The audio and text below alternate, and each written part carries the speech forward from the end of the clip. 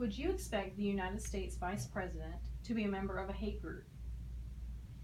Mike Pence's participation in the deemed hate group, the Family Research Council, and in other anti-LGBT acts is described in the article Mike Pence spoke at an anti-LGBT group summit.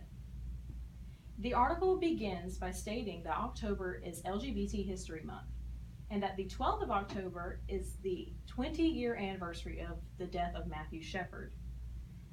Shepard's death is what prompted the Hate Crimes Prevention Act, that was signed into law by President Barack Obama in 2009.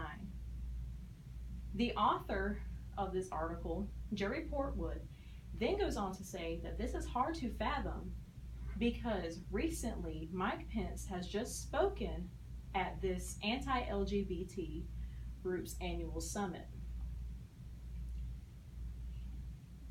He then goes on to say that this makes history because this would be the first time that a vice president of the United States of America has spoken at this group's summit.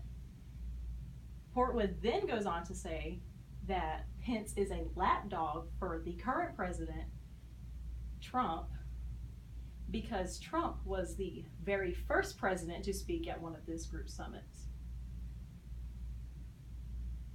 He then goes on to begin quoting what Pence has said at this summit.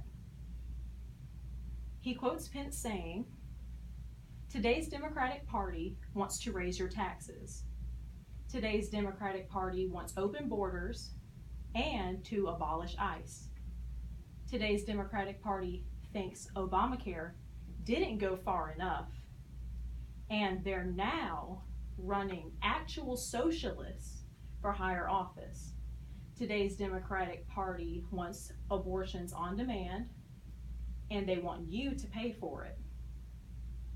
After he finishes quoting Pence, he goes on to talk about Pence's past with the LGBT gay community, describing that Pence in the past has encouraged employers to not hire gay people, saying that they are not able-bodied and that they are disease-ridden.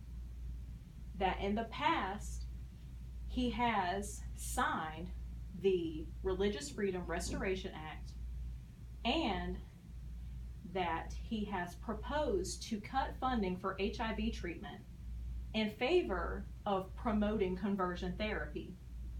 After this, he concludes the article by saying that Pence is not a reliable speaker for this country. In this article, I have found 3 terms from our book that was used. The first term I found is intrinsic ethos. Intrinsic ethos is the ethical appeal that is found in an actual speech, such as supporting evidence. The second term I found is dialogic communication, which is where a speaker demonstrates their actual concern for the listener's welfare. And the last term I found is name calling.